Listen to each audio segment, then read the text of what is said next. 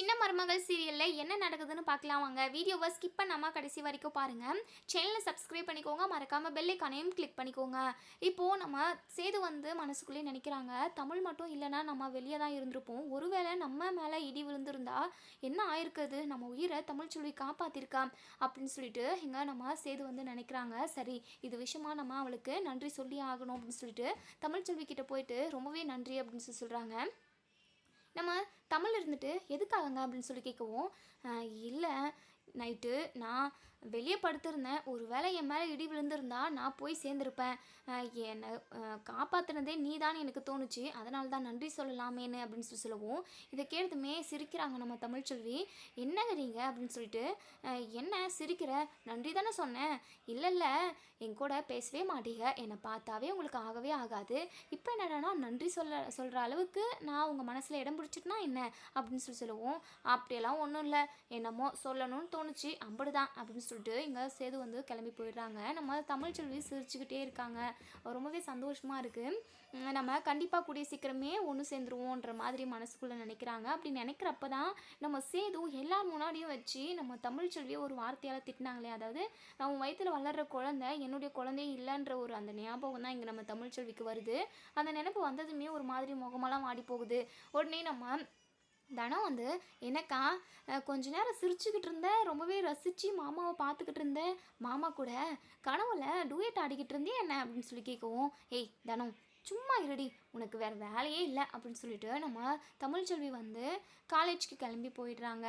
காலேஜுக்கு போன இடத்துல அவங்க ஃப்ரெண்டுக்கு ரொம்பவே பிரச்சனை போல், அவங்க வீட்டில் லவ் விஷயம் தெரிஞ்சு ரொம்பவே பிரச்சனை பண்ணுறாங்க. தமிழ் எனக்கு கல்யாணம் நாளைக்கே முடிவு பண்ணிட்டாங்கடி அப்படின்னு சொல்லவும், இதை கேட்டதுமே தமிழ்ச்செல்வி பயங்கரமாக ஷாக் ஆகுறாங்க. என்னடி சொல்கிற அப்படின்னு சொல்லி கேட்கவும், ஆமாம் தமிழ், நான் சக்தி கூட ஃபோனில் பேசிக்கிட்டு இருந்தேன், அப்போது அவங்க கேட்டுட்டாங்க, என் மேலே இருந்த கொஞ்சம் நஞ்சம் நம்பிக்கை எல்லாமே போயிடுச்சு, நாளைக்கே எனக்கு கல்யாணம் சொல்லியிருக்காங்க, எனக்கு ரொம்ப பயமாக இருக்குது, வீட்டுக்கு போகிறதுக்கே எனக்கு சுத்தமாக பிடிக்கல, சக்திக்கு இந்த விஷயம் எப்படியாவது தெரியணும் அப்படின்னு சொல்லவும், இங்கே பாருடி, நீ கவலையே படாத, நான் சக்தி கிட்ட பேசி நான் இன்னைக்கே உங்கள் வீட்டுக்கு பொண்ணு கேட்டு வர சொல்கிறேன். கண்டிப்பாக சக்தி நிதானமாக சமாதானம் பேசினாரு அப்படின்னா கண்டிப்பாக உங்கள் அப்பா அம்மாவோட மனசு மாறும், உனக்கே தான் சக்தி கிடைப்பாரு அப்படின்னு சொல்லிட்டு நம்ம தமிழ்ச்செல்வி ஆறுதல் சொல்கிறாங்க. இன்னொரு சைடு இங்கே தாமரை இருந்துட்டு நம்ம சாவித்திரி கிட்ட சொல்கிறாங்க, அம்மா நம்ம ஒரு விஷயம் பண்ணலாமா, இப்போது அந்த யாருக்கு நம்ம போஸுக்கு குடிக்கிற பழக்கம் இருக்குது, கண்டிப்பாக நான் ரொம்ப நல்லவன் வல்லவன் சொல்லிட்டு தான் இந்த போஸு அந்த அந்த காவிய நந்தினி இருக்கால அவகிட்ட சொல்லி வச்சுருப்பான், இவன் குடிக்கிறவன்றதை நம்ம நிரூபிக்கணும். இப்போது அவன் என்னைக்காவது காவியாவை பார்க்குறதுக்கு போவான்ல, அன்னைக்கு போகிறதுக்கு முன்னாடி அவனுக்கு எப்படியாவது ட்ரிங்க்ஸை ஊற்றி கொடுக்கணும், எப்படியாவது அவனை குடிகாரனாக மாற்றி அப்போது போக வைக்கணும். அப்போது ஏதாவது இடக்கா பேசி அவளுக்கு பிடிக்காத மாதிரி பண்ணுவான். அப்போது 2 பேருக்குமே ஒரு மாதிரி சண்டை உருவாகும். அந்த பொண்ணுக்கு போஸை பிடிக்காம கல்யாணத்தை கூட நிப்பாட்ட சொல்கிறதுக்கு நிறைய வாய்ப்பு இருக்குல்ல அப்படின்னு சொல்லிட்டு தாமரை சொல்லவோ, எங்கள் சாவித்திரி சொல்கிறாங்க, தாமரை கொஞ்சம் மொக்கையாக தான் இருக்குது, ஒரு வேளை குடித்தாலுமே அந்த பொண்ணுக்கு போஸை பிடிச்சிருந்தது அப்படின்னா என்ன பண்ணுறது அப்படின்னு சொல்லி கேட்குவோம், அம்மா சும்மா ட்ரை தான் பண்ணி பார்ப்போமே, எப்படியாச்சும் நீ கல்யாணம் நின்றா ரொம்ப நல்லது தானே அப்படின்னு சொல்லிட்டு. அதுக்கப்புறம் இங்கே நம்ம ஈஸ்வரி இருந்துட்டு ராஜாங்கத்துக்கிட்ட பேச வராங்க. மாமா உங்ககிட்ட ஒரு முக்கியமான விஷயம் பேசணும், என் பையன் போஸுக்கு கல்யாணம் நடக்க போகுது, அதுக்கு முன்னாடி அவனை ஒரு தொழிலதிபராக நான் பார்க்கணும், அவன் ஒரு வேலையில் இருந்தால் தானே கண்டிப்பாக காவியா அவங்க வீட்டிலையுமே ஓகே சொல்லுவாங்க, இவன் எந்த வேலையிலுமே இல்லாமல் இருந்தால் கண்டிப்பாக அவங்க இந்த கல்யாணத்தை நடத்த ஒத்துக்க மாட்டாங்க அப்படின்னு சொல்லவும், இங்கே நம்ம ராஜாங்கம் கொஞ்ச நேரம் யோசிக்கிறாங்க. அப்போ தான் இருந்துட்டு ராசாங்கம், நான் சொல்கிறத கேளியா, அந்த பொண்ணெல்லாம் வேண்டாமையா, இன்னும் கொஞ்ச நாள் போகட்டும், போஸும் மலரும் ஒருத்தருக்கு ஒருத்தர் பேசி பார்த்து புரிஞ்சுக்கிட்டோம்யா, அதுக்கப்புறம் அவங்க 2 பேரும் ஒன்று சேர்ந்து வாழ்கிறதுக்கு கூட நிறைய வாய்ப்பு இருக்குல்லையா, கொஞ்சம் பார்த்து நிதானமாக சூதானமாக கொஞ்சம் பொறுமையாக முடிவெடுயா அப்படின்னு சொல்லவும், உடனே நம்ம ராஜாங்க இருந்துட்டு என்ன அத்தா பேசிக்கிட்டு இருக்க, ஏற்கனவே இவங்க 2 பேருக்கும் கல்யாணம்னு சொல்லிட்டு பேசி முடிச்சிருச்சு, இப்போ போயிட்டு இப்படியெல்லாம் பேசிக்கிட்டு இருக்க முடியுமா அப்படின்னு சொல்லிட்டு சொல்கிறாங்க.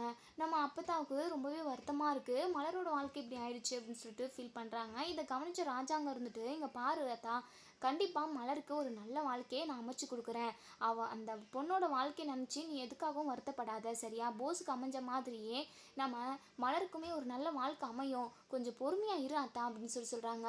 சரியா என்னமோ சொல்கிற அப்படின்னு சொல்லிட்டு இப்போது ராஜாங்க இருந்துட்டு ஈஸ்வரி கிட்ட, இங்கே பாருமா ஈஸ்வரி, உன் மகன் போஸ் இருக்கான்ல, அவன் பொண்ணு கழுத்தில் தாலி கட்டுறதுக்கு முன்னாடி நான் 1,00,000 ரூபாய் பணம் கொடுக்குறேன்.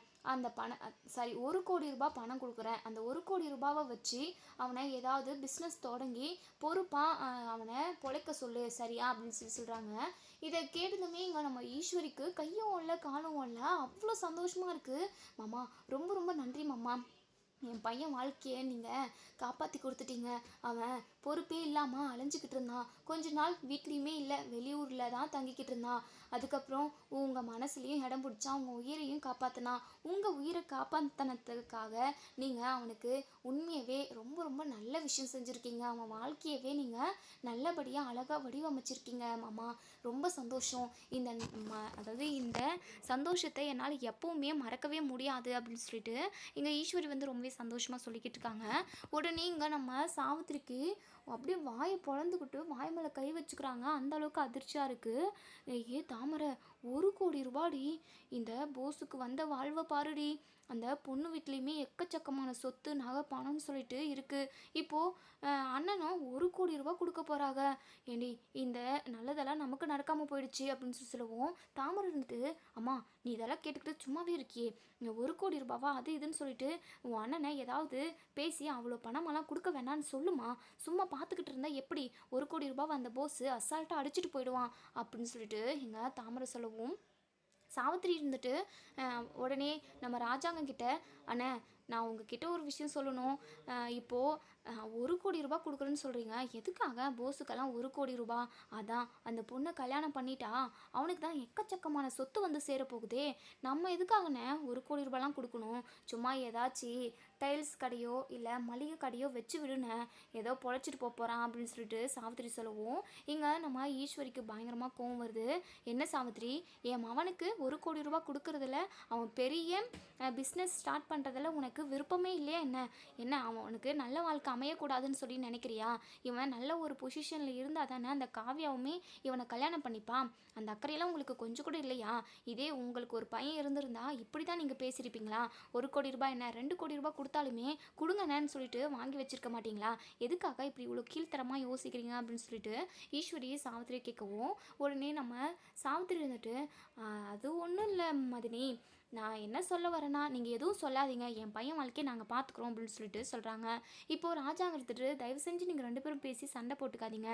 இங்கே பாருமா ஈஸ்வரி, போஸுக்கு நான் 1,00,00,000 கொடுக்குறேன். அது கல்யாணத்துக்கு முன்னாடி தான், கல்யாணம் அதாவது அவன் தாலி கட்டுறதுக்கு முன்னாடி கொடுக்குறேன். இப்போதைக்கெல்லாம் எதுவும் கொடுக்க போகிறது கிடையாது. இந்த கல்யாணம் நல்லபடியாக நடந்து முடிக்கட்டும் அப்படின்னு சொல்லிட்டு நம்ம ராஜாங்க வந்து எந்திரிச்சு போயிடுறாங்க. அதுக்கப்புறம் இவங்க 3 பேரும், அதாவது நம்ம போஸு, ஈஸ்வரி, சித்ரா, இவங்க 3 பேரும் ரூம்குள்ளே போயிட்டு பயங்கர சந்தோஷமாக இருக்காங்க. சித்ரா இருந்துட்டு, டே போஸு, உனக்கு நல்ல நேரம் ஆரம்பிச்சிருச்சுட்டா, எல்லாமே நல்லதாகவே நடந்துக்கிட்டு இருக்கு. 1,00,00,000 ரூபாடா, அதை வச்சு எம்புட்டு பெரிய தொழில்னாலும் நம்ம தொடங்கலாம்டா, தாராளமாக செய்யலாம். இங்கே பாரு போஸு, காசை வேஸ்ட்டு பண்ணாமல் ஒரு நல்ல தொழிலை தொடங்கிடு அப்படின்னு சொல்கிறாங்க. உடனே நம்ம ஈஸ்வரியுமே, ஆமாம் சித்ரா நீ சொல்கிறதும் கரெக்டு தான், பணம் கைக்கு வரட்டும், அதுக்கப்புறம் போஸை முதலாளியை நம்ம உட்கார வச்சுருவோம் அப்படின்னு சொல்கிறாங்க. அம்மா அண்ணனுக்கு சரி தம்பிக்கு எல்லாமே நல்லதாகவே நடந்துக்கிட்டு இருக்கு, 1,00,00,000 கொடுக்குறேன்னு சொல்லியிருக்காங்க, எப்படியும் பெரிய தொழிலெல்லாம் இவன் ஆரம்பிக்குவான். அதுக்கப்புறம் அந்த பொண்ணை கல்யாணம் பண்ணிக்கிட்டாலுமே எக்கச்சக்கமான சொத்து வந்து சேரப்போகுது, எனக்கும் ஏதாவது நகைலாம் செஞ்சு போடுவீங்களா அப்படின்னு சொல்லுவோம். உடனே போஸ் இருந்துட்டு, என்னக்கா பேசிக்கிட்டு இருக்க, உனக்கு இல்லாததான் உனக்கும் அம்மாவுக்கும் வேணும் வேணான்ற அளவுக்கு உங்களுக்கு நகையை குவிக்க போகிறேன், உனக்கு என்னெல்லாம் வேணுமோ எல்லாமே நான் வாங்கி கொடுக்குறேன் அப்படின்னு சொல்லிட்டு போஸ் சொல்கிறாங்க. இதை கேட்டதுமே சித்ரா பயங்கரமாக சந்தோஷப்படுறாங்க. இப்போது நம்ம தமிழ்ச்செல்வி வந்து அதாவது ரோட்டில் வந்துக்கிட்டு இருக்காங்க. அப்போது போஸ் வந்து வண்டியில் வராங்க. தமிழ்ச்செல்வியை பார்த்ததுமே இங்கே போஸ் வந்து நின்று பேசுகிறாங்க. என்ன தமிழ்ச்செல்வி, அந்த மலர் எப்படி இருக்கா அப்படின்னு சொல்லிட்டு தென்னாவட்டா கேட்குறாங்க. இங்கே தமிழ்ச்செல்விக்கு பயங்கரமாக கோவம் வருது. மலரக்கா எப்படி இருந்தால் உங்களுக்கு என்ன அப்படின்னு சொல்லிட்டு நம்ம தமிழ்ச்செல்வியுமே கோவமாக கேட்கவும், இங்கே போஸ் இருந்துட்டு, இல்லை அவள் நல்லா இருக்காளோ எப்படின்னா இருந்துட்டு போகிறா, அதை பற்றி எனக்கு கவலையே இல்லை, அவளை கல்யாணம் பண்ணிக்கிட்டதுனால நான் எம்புட்டோ கஷ்டப்பட்டுட்டேன், இப்போது எனக்கு புதுசாக ஒரு கல்யாணம் நடக்க போகுது. அந்த பொண்ணு கூட அம்புட்டு அழகாக இருக்குது. அழகு மட்டும் இல்லை, ரொம்ப வசதியாகவும் இருக்குது. எக்கச்சக்கமான சொத்து. அந்த பொண்ணை கல்யாணம் பண்ணிட்டேன் அப்படின்னா மொத்த சொத்துமே எனக்கு தான் வந்து சேரும். நான் என் வாழ்க்கையை ரொம்பவே அழகாக சந்தோஷமாக கெத்தாக வாழ போகிறேன். இதெல்லாம் உன் அக்கா மலர்கிட்ட போய் சொல்லு. பார்த்து பார்த்து வயிற்றெரிச்சலில் சாவட்டும் அப்படின்னு சொல்லவும், உடனே தமிழ்ச்செல்வி இருந்துட்டு, இங்கே பாருங்கள், உங்களுக்கு என்ன நடந்தால் மலர் அக்காவுக்கு என்ன? மலர் அக்கா இப்போ தான் ரொம்ப சந்தோஷமாகவும் நிம்மதியாகவும் இருக்காங்க அப்படின்னு சொல்லவும், சரி சரி சந்தோஷமாக இருந்துட்டு போட்டோம். அது மட்டும் இல்லாமல் எனக்கு பெரியப்பா 1 கோடி ரூபாய் கொடுக்குறேன்னு சொல்லியிருக்காங்க. நான் அந்த பொண்ணு கழுத்தில் தாலி கட்டிட்டேன் அப்படின்னா அடுத்த செகண்டே எனக்கு 1 கோடி ரூபாய் வந்து சேரும். அதை வச்சு பெரிய தொழிலெல்லாம் நான் ஆரம்பிக்க போகிறேன். இதெல்லாம் பார்த்தா மலருக்கு அப்படியே பற்றிக்கிட்டு எரியட்டும், இதுதான் எனக்கு வேணும் அப்படின்னு சொல்லவும், இங்கே நம்ம தமிழ்ச்செல்வி இருந்துட்டு இதெல்லாம் கேட்டு பயங்கரமாக ஷாக் ஆகுறாங்க. உடனே போஸ் கிட்ட சொல்கிறாங்க, இங்கே பாருடா போஸு, கண்டிப்பாக உனக்கு அந்த 1 கோடி ரூபாய் கிடைக்கவே கிடைக்காது அப்படின்னு சொல்லவும், உடனே போஸோ, எப்படி கிடைக்காம போயிடும்? அந்த பொண்ணு கழுத்தில் தாலி கட்டின உடனே இந்த கையில் எனக்கு பணம் வந்துடும், செக்காக வந்துடும், அப்போ பார்த்துக்கிறேன் நான் அப்படின்னு சொல்லவும், தமிழ்ச்செல்வி இருந்துட்டு அதை நான் கிடைக்கவே விட மாட்டேன் அப்படின்னு சொல்கிறாங்க. உன்னால் முடிஞ்சதை பார்த்துக்கொடி அப்படின்னு சொல்லவும், இங்கே பார், டீ போட்டு மரியாதை இல்லாமல் பேசுகிற வேலைலாம் வச்சுக்காத. நீ ராஜாங்க மாமாவை கொலை பண்ண முயற்சி பண்ணவன் தானே நீ? நான் இல்லை அப்படின்னா கண்டிப்பாக ராஜாங்க மாமாவை நீ கொலை பண்ணியிருப்பேன். அப்படி இருக்கிறவன் நீ எப்படி மருந்து கொண்டு வந்து மாமாவோட உயிரை காப்பாற்றிருப்ப? கண்டிப்பாக உனக்கு அந்த ஒரு நல்ல எண்ணமே கிடையவே கிடையாது. நான் மருந்தை கஷ்டப்பட்டு கொண்டு வந்தேன். தலையில் பின்னாடி இருந்து யாரோ ஒருத்தவங்க அடித்தாங்க. அடிச்சுட்டு என்கிட்ட இருந்த மருந்து எல்லாத்தையுமே அவங்க தூக்கிட்டு வந்துட்டுக்கிறாங்க அப்படின்னு சொல்லவும், உடனே இங்கே நம்ம போஸு திருட்டு முழிக்கிறாங்க. படப்படன்னு வருது. ஓ, இவளுக்கு சரியாக தெரியல போல், நம்ம தான் இவளை அடித்தோன்றது. சரி, இப்படியே மெயின்டைன் பண்ணிப்போம் அப்படின்னு சொல்லிட்டு நினைக்கிறாங்க. இங்கே திருட்டு முழிக்கிறத பார்த்ததுமே நம்ம தமிழ்ச்செல்வி இருந்துட்டு, எனக்கு என்னமோ நீ தான் அந்த வேலையை திருட்டு வேலையை பண்ணியிருப்போன்னு எனக்கு தோணுது. உன்னால் கண்டிப்பாக அந்த வண்டுகிட்டேருந்து அந்த மருந்தை கொண்டு வந்திருக்கவே முடியாதுன்னு எனக்கு தோணுது அப்படின்னு சொல்கிறாங்க. இப்போது போஸுக்கு படப்படன்னு வருது. ஆமாடி, என்ன இப்போ உன்னால் என்ன பண்ண முடியும்? நீ என்ன சொன்னாலும் யாருமே நம்பவே மாட்டாங்க. உன்னை நான் அடிச்சுட்டு மருந்து கொண்டு வந்தது உண்மைதான், நெசந்தான். எல்லார் முன்னாடியும் நான் நல்ல பேர் வாங்கணும், அது மட்டும்தான் நான் நினச்சேன். ஆனால் நான் நினச்சதுக்கு மிச்சமாக என்னென்னமோ நடந்துக்கிட்டு இருக்கு. என் வாழ்க்கையே செட்டில் ஆக போகுது. எனக்கு ரொம்ப சந்தோஷமாக இருக்குது. எப்படியோ இந்த மருந்து மூலமாக தான் எனக்கு எல்லா வரலட்சுமியும் வந்து சேரப்போகுது போல். எப்படியோ அந்த பொண்ணை மட்டும் கல்யாணம் பண்ணிட்டேன் அப்படின்னா அந்த பொண்ணுக்கு எல்லா சொத்தையுமே அந்த பொண்ணுக்கு தான் கொடுப்பாங்க. மொத்தத்தையும் என் பேரில் மாற்றிக்கிட்டு நான் ராஜா மாதிரி, மகாராஜா மாதிரி வாழ போகிறேன் அப்படின்னு சொல்கிறாங்க. இதெல்லாம் கேட்டு நம்ம தமிழ்ச்செல்விக்கு பயங்கரமாக டென்ஷனாக இருக்குது. நம்ம கஷ்டப்பட்டு மருந்து கொண்டு வந்தோம், இவன் நம்மக்கிட்ட இருந்து திருடிட்டு வந்து மருந்தை கொடுத்து ராஜாங்க மாமா உயிரை நான் தான் காப்பாற்றுறேன்னு சொல்லிட்டு பெருமை பேத்திக்கிட்டு இருக்கான். ஆனால் இந்த வேலையை அவன் செஞ்சுருக்க மாட்டான்னு எனக்கு அப்போவே தெரியும் அப்படின்ற மாதிரி மனசுக்குள்ளே நினைக்கிறாங்க. உன்னை நான் சும்மா விட மாட்டேன்டா, கண்டிப்பாக உன்னை பற்றின எல்லா உண்மையும் வீட்டில் உள்ள எல்லாருக்கிட்டையும் சொல்லி உன்னை வீட்டை விட்டு துரத்துறேன் அப்படின்னு சொல்கிறாங்க. இங்கே பார் தமிழ், அப்படியெல்லாம் நடக்கவே நடக்காது. இங்கே பார், வேணாம் உனக்கு பணம் நிறைய கொடுக்குறேன். ஏன்னா நீ இப்போ இல்லாமல் ரொம்பவே ஒவ்வொரு ரூபாய்க்கும் கஷ்டப்பட்டுக்கிட்டு தானே இருக்கேன். ஆனால் உனக்கு நான் பணம் கொடுக்கணும் அப்படின்னா நீ நான் சொல்கிற விஷயத்த செய்யணும் அப்படின்னு சொல்கிறாங்க. இங்கே தமிழ்ச்செல்வி இருந்துட்டு, உன் பணத்துக்கெல்லாம் ஏங்கிக்கிட்டு இருக்கா? நான் உங்ககிட்ட இருந்து எந்த எதிர்பார்ப்பையுமே எதிர்பார்க்கல. எனக்கு என்ன அவசியம் இருக்குது உங்ககிட்டலாம் எதிர்பார்க்கணுன்னு?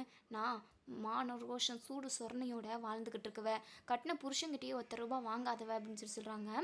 சரி தமிழ், அதெல்லாம் வெளியில் இருக்கட்டும், நமக்குள்ளே ரகசியமாக இருக்கட்டும். உனக்கு ஒன்று தெரியுமா? அதாவது உன்னை எனக்கு ரொம்ப ரொம்ப பிடிக்கும் தமிழ். வேணா நீயும் நானும் ஒரு அப்படின்னு சொல்லி வராங்க. நம்ம தமிழ்ச்செல்விக்கு புரிஞ்சுருதையும் அவன் தப்பாக தான் பேச வரான்னு சொல்லிட்டு பக்கத்தில் உள்ள கட்டை எடுத்து பொலன்னு பொழந்துடுறாங்க. இந்த போஸ் வந்து இப்படி சொன்னதை கேட்டு எங்கள் போஸுக்கு நிறைய அடி விழுது. எங்கள் போஸ் பயந்துக்கிட்டு வண்டி எடுத்துக்கிட்டு கிளம்பிடுறாங்க. தமிழுக்கு பயங்கர டென்ஷனாக இரிட்டேட்டிங்காக இருக்குது. ஃபஸ்ட்டு இந்த போஸை வீட்டை விட்டு துரத்தணும், என்ன பண்ணுறது அப்படின்னு சொல்லிட்டு பயங்கரமாக யோசிக்கிறாங்க.